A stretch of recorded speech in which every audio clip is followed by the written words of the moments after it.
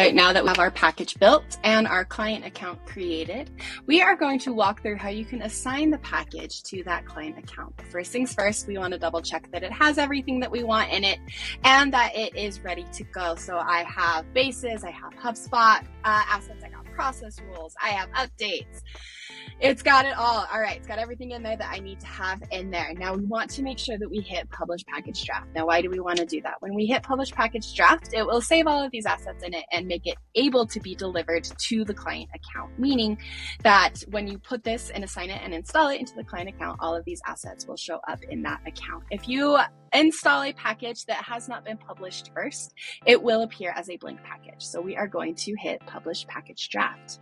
All right, that is done. Now let's talk about assigning it to the correct account. So I'm going to pop over into this window.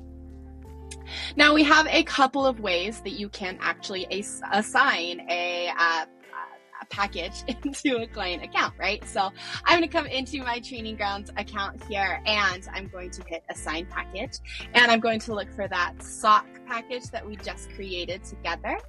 And I'm going to hit assign to account. Now that package has been assigned to the account. Now the other way that we can do it is if we wanted to come into partner packages and come back to that package, we can assign it right here. So we can come in, hit add account and search for the accounts that you want to assign it to.